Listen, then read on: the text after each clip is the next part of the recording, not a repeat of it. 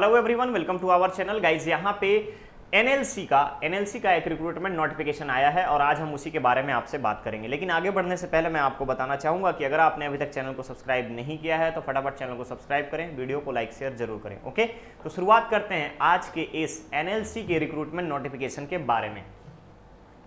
Guys ध्यान से देखिएगा, यहाँ पर मेंशन किया गया है नेवेली लिग्नाइट कॉर्पोरेशन। अगर आप लोगों को पता होगा एनएलसी, तो उसी का यहाँ पर आपका एनएलसी इंडिया लिमिटेड का नवरत्न कंपनी है पब्लिक सेक्टर की।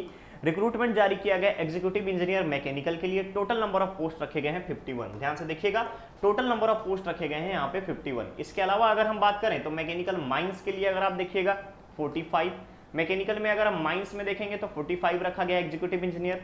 अगेन आप एग्जीक्यूटिव इंजीनियर इलेक्ट्रिकल की बात करें तो 22 पोस्ट रखा गया है। इलेक्ट्रिकल माइनिंग में 23, इलेक्ट्रिकल रिन्यूएबल एनर्जी के लिए 5, सिविल थर्मल के लिए 1, सिविल माइंस के लिए executive engineer 2, civil renewable energy के लिए टोटल 10 पोस्ट।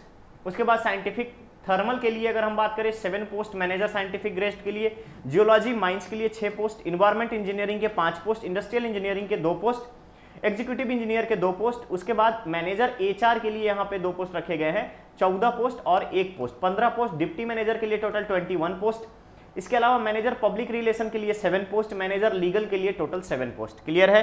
अब हम बात करते हैं इन सभी के एजुकेशनल क्वालिफिकेशन एंड एक्सपीरियंसेस के। तो गाइस ध्यान से देखिएगा, यहाँ पे सबसे पहले एग्जीक्यूटिव इंजीनियर मैकेनिकल की अगर हम बात करें तो यहाँ पे फुल टाइम आपको या पार्ट टाइम बैचलर डिग्री होना चाहिए मैकेनिकल या मैकेनिकल प्रोडक्शन में, इंडस्ट्रियल प्रोडक्शन में या प्रोडक्शन इंजीनियरिंग में। साथ ही साथ एक्सपीरियंस की रिक्वायरमेंट है यहाँ पे 5 ईयर्स का। नेक्स्ट आपका एग्जीक्यूटिव इंजीनियर मैकेनिकल माइनिंग में अगर आप देखेंगे अगेन सेम क्राइटेरिया रखा गया है और 5 ईयर का post qualification. Next executive engineer electrical की बात करूं तो यहाँ पे टोटल पोस्ट है 23 और यहाँ पे full time electrical instrumentation, electrical electronics, power engineering, electrical and power electronics, energy engineering, power plant engineering यहाँ पर रिक्वायर्ड है। कंसर्न एरिया में आपको 5 इयर्स का एक्सपीरियंस यहाँ पे मांगा गया है। एग्जीक्यूटिव इंजीनियर इलेक्ट्रिकल की बात करूं 23 पोस्ट रखा गया है, पार्ट टाइम बैचलर डिग्री या full time bachelor degree electrical and electronics, power engineering, power electronics engineer, power plant engineering. ठीक है, 5 इयर्स का एक्सपीरियंस रिक्वायर्ड है। एग्जीक्यूटिव इंजीनियर इलेक्ट्रिकल में अगर आप देखेंगे रिन्यूएबल एनर्जी के लिए तो यहाँ भी सेम क्राइटेरिया रखा गया है और यहाँ पे 3 इयर्स का एक्सपीरियंस रिक्वायर्ड है। सिविल थर्मल की बात करूं तो एग्जीक्यूटिव इंजीनियर के लिए अगेन 5 ईयर का एक्सपीरियंस और साथ ही साथ सिविल या स्ट्रक्चरल इंजीनियरिंग में बीटेक या B. Executive engineer civil mining के लिए यहाँ पे फुल टाइम या पार्ट टाइम सिविल या स्ट्रक्चर इंजीनियरिंग में आपका बी बीटेक होना चाहिए। साथ ही साथ पोस्ट क्वालिफिकेशन 5 इयर्स का रखा गया है। नेक्स्ट आता है executive engineer civil general duty. यहाँ पर अगर आप देखेंगे बैचलर डिग्री रिक्वायर्ड है सिविल में या स्ट्रक्चरल में, साथ ही साथ 3 इयर्स का एक्सपीरियंस रिक्वायर्ड है।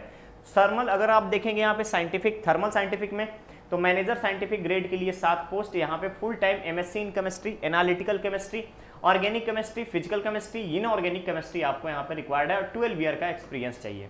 मैनेजर जियोलॉजी की बात करूँ फुल टाइम एमटेक या एमएससी इन जियोलॉजी होना चाहिए, साथ ही साथ 5 ईयर्स का एक्सपीरियंस।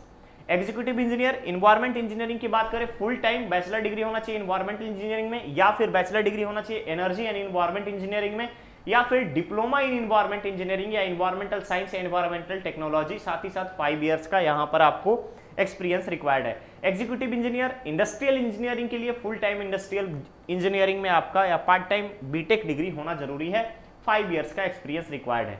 कि एग्जीक्यूटिव इंजीनियर केमिकल ग्रेड में 2 पोस्ट रखा गया है, part time bachelor degree required है केमिकल इंजीनियरिंग का और यहाँ पे इन हैंड आपका 5 इयर्स का एक्सपीरियंस होना चाहिए। मैनेजर एचआर के लिए डिग्री होना चाहिए किसी भी डिसिप्लिन में, साथ ही साथ पोस्ट ग्रेजुएट डिप्लोमा होना चाहिए बिजनेस एडमिनिस्ट्रेशन में, सोशल वर्क में, बिजनेस मैनेजमेंट में या फिर पर्सनल मैनेजमेंट में, इंडस्ट्रियल रिलेशन, लेबर वेलफेयर या फिर diploma of 2 year duration of personal management, HRM, labour welfare, labour management, labour administration. Clear रहेगा। साथ ही साथ यहाँ पे 5 इयर्स का एक्सपीरियंस चाहिए मैनेजर के लिए। डेप्यूटी मैनेजर के लिए 1 साल का यहाँ पर आपको मिनिमम जो है आपका एक्सपीरियंस रिक्वायर्ड है। क्लियर रहेगा। उसके बाद आता है manager public relation any graduate, साथ ही साथ पब्लिक रिलेशन में आपका पोस्ट ग्रेजुएट डिप्लोमा होना रिक्वायर्ड है, 5 इयर्स का एक्सपीरियंस। मैनेजर लीगल की बात करूं बैचलर डिग्री होना चाहिए लॉ का और साथ ही साथ एडवोकेट या फिर स्टेट बार काउंसिल में आपका इनरोलमेंट होना चाहिए, 5 इयर्स का एक्सपीरियंस रिक्वायर्ड है। तो गाइस ये था आपका पोस्ट का डिटेल। साथ ही साथ आपको यहाँ पे बात करें तो क्वालिफिकेशन के बारे में अपडेट। नेक्स्ट हम आते हैं यहाँ पे रिक्वायरमेंट क्या क्या है इन सभी चीज़ों का, तो ध्यान रखिएगा यहाँ पे अलग अलग पोस्ट के लिए अलग अलग सैलरी रखी गई है और अलग अलग सैलरी में अगर आप देखेंगे तो E4 और E3 दो ग्रेड रखे गए हैं, दोनों के पे स्केल अलग अलग है। क्रूशियल डेट यहाँ पे मेंशन किया गया है, अपर एज लिमिट, फी कंसेशन, रिजर्वेशन, सब कुछ यहाँ पे आपको मेंशन किया गया है। एज लिमिट की बात करूँ तो जनरल और ईडब्ल्यूएस के लिए 36 रखा गया है E4 ग्रेड में, E3 ग्रेड में 32, ओबीसी के लिए 39, 35, एससी के लिए 41, 37, एसटी के लिए 41 और 37। क्लियर रहेगा। पे स्केल की बात करूं तो E4 ग्रेड में ध्यान रखेंगे 70,000 से 2 लाख तक का पे स्केल है, यानी कि सीटीसी यहां पे है आपका 17.4 लाख पर एनम। उसके बाद E3 ग्रेड में 14.92 यानी 15 लाख के आसपास आपका यहां पर रहेगा मिनिमम 1 साल की पैकेज। नेक्स्ट अगर आप देखेंगे पे स्केल, अगर हम बात करें पीएसयू का तो आईडीए जो रहेगा 24,009 से 50,500 का 2007 पे, और यहां पर आपका 7 सीपीसी लगने के बाद 2017 का पे स्केल मेंशन किया गया है। 2007 और 17 का कंपैरिजन देते हुए आपका ये पे स्केल बनाया गया है। क्लियर है। चलिए, सेलेक्टेड कैंडिडेट को सबसे पहले प्रोबेशन पीरियड पे रखा गया है, उसके बाद फिर आगे के लिए चीजें बढ़ाई जाएंगी। प्लेस ऑफ पोस्टिंग की अगर हम बात करें तो वैसा कोई भी एनएलसी का पोस्ट जहां पे प्रोजेक्ट जहां पर इनकी रिक्वायरमेंट हो आपकी पोस्टिंग दी जाएगी। रिजर्वेशन रिलैक्सेशन के बारे में बात करें तो एससी एसटी और ओबीसी को यहां पर रिलैक्सेशन प्रोवाइड किया जाएगा नॉर्म्स के according.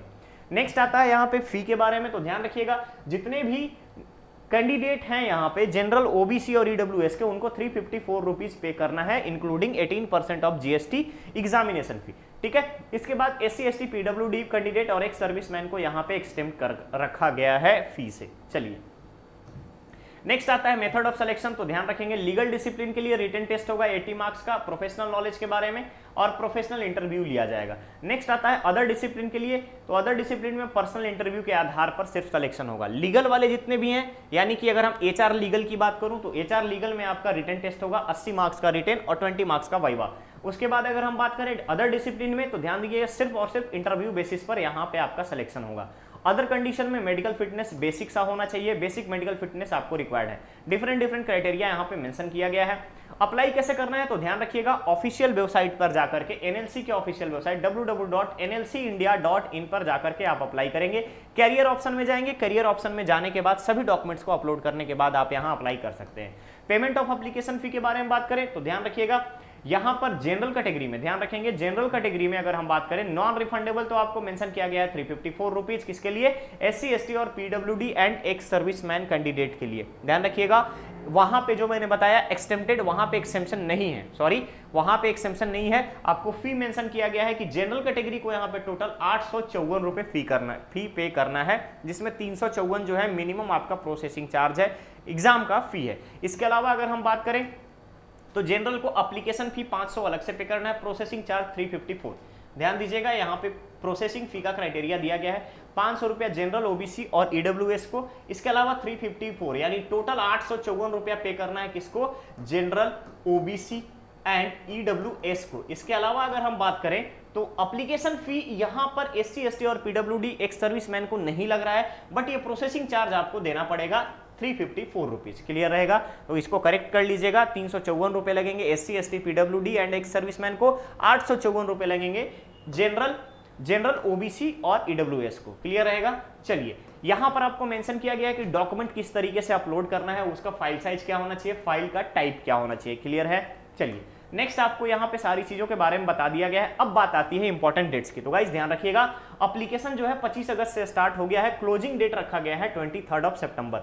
Last date online payment का भी 23 सितंबर रखा गया है। ऑनलाइन सबमिशन का फाइनल सबमिशन 24 सितंबर तक यहां पे आपका हो जाना चाहिए। क्लियर है। तो गाइज यहां पर आप ध्यान रखेंगे इंपॉर्टेंट डेट्स, क्राइटेरिया, सैलरी। अगर आपको यहां पर लगता है कि आप किसी भी एक पोस्ट के लिए एक्सपीरियंस रखते हैं, मिनिमम 2 और 3 इयर्स का एक्सपीरियंस अगर आपके पास है रेलेवेंट फील्ड में, तो आप यहां पे E3 ग्रेड में अप्लाई कर सकते हैं। इसके अलावा अगर 5 इयर्स है तो आप E4 ग्रेड में अप्लाई कर सकते हैं। ओके, तो ध्यान रखिएगा ये था एनएलसी इंडिया लिमिटेड का एक रिक्रूटमेंट नोटिफिकेशन, वो भी आपके एग्जीक्यूटिव ग्रेड का। बहुत ही जल्द मिलेंगे हम लोग एक नए अपडेट के साथ। चैनल को सब्सक्राइब करें, वीडियो को लाइक शेयर जरूर करें। गाइज हम यहाँ पे इस चैनल को वन स्टॉप सॉल्यूशन के रूप में, जहाँ पे आपको बिफोर टाइम सारी चीज़ों के बारे में अपडेट करते रहे, ऐसा एक प्लेटफॉर्म बनाना चाहते हैं। तो गाइज आप लोगों की भागीदारी इसमें जरूरी होगी। चलिए मिलते हैं बहुत ही जल्द एक नए अपडेट के साथ। बने रहिए चैनल पर। Thank you so much.